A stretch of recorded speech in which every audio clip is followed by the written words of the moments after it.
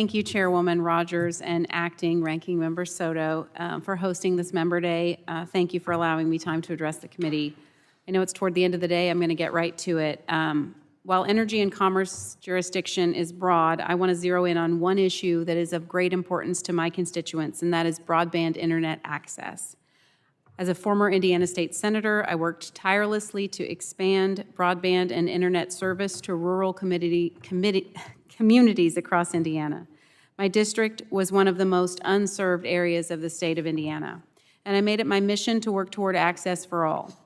As the committee understands, Americans rely on internet access for telehealth services, to operate and grow their businesses, to connect to educational services, and for precision agriculture.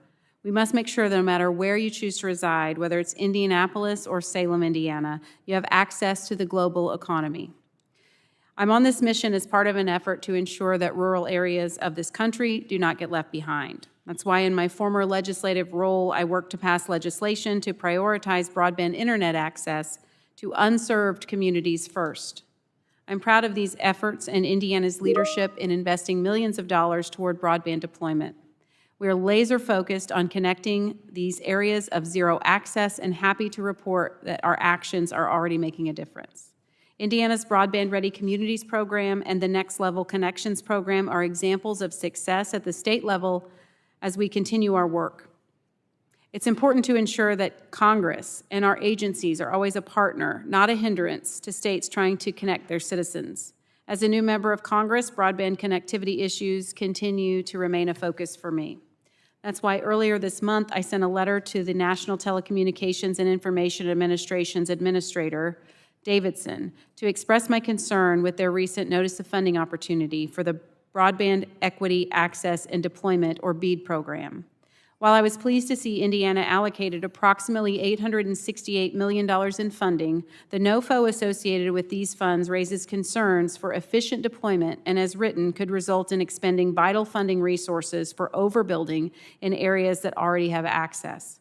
We've previously seen this happen when funds for broadband were provided to states during the Obama administration and priorities did not require unserved areas to be connected first. It's one of the first lessons I learned as a state legislator, that there's a difference between unserved and underserved, and we must first focus on the unserved. As this committee has likely recognized, the NOFO contains several sections related to labor requirements and mandates, specifically those related to affordability and rate regulation, as well as sections related to climate change and certain supply chain and other issues that I fear may unnecessarily slow deployment.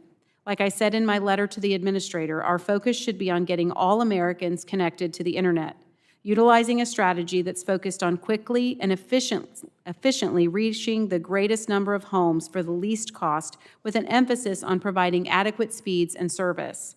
We should not be enacting a political agenda that is out of touch with the needs of states, including my home state of Indiana. The NOFO in that regard is too prescriptive and full of priorities from the left, rather than placing an emphasis on an efficient and thoughtful deployment. Our job is simple: connect people to this vital service. There is no room for politics when it comes to connecting America. We shouldn't be politicizing a program that has broad bipartisan support. End of story. Additionally, Chairwoman Rogers, I want to thank your committee staff for working with mine on ways to effectively measure just how successful our various broadband programs are at connecting our constituents. Since many of our broadband programs receive significant investments of taxpayer money, we have a responsibility to ensure that these investments are carried out responsibly. Thank you again for allowing me the opportunity to speak on this issue today. I look forward to continuing to work with you and the committee and your staff on these efforts, and I yield back the balance of my time. Thank you. Thank you for your testimony and sharing the Indiana example. I share your commitment to ensuring that we take this opportunity, we don't miss this opportunity to really focus on the truly unserved all across the country. So we're going to stay on this, and we'll work with you on it. I was proud to cast my vote for the Bipartisan Infrastructure and Investment Act, and we definitely need to prioritize unserved communities, including those in both of our districts, among others across the nation. Many of us have rural areas, and this is critical for everything from economics to healthcare. Thank you.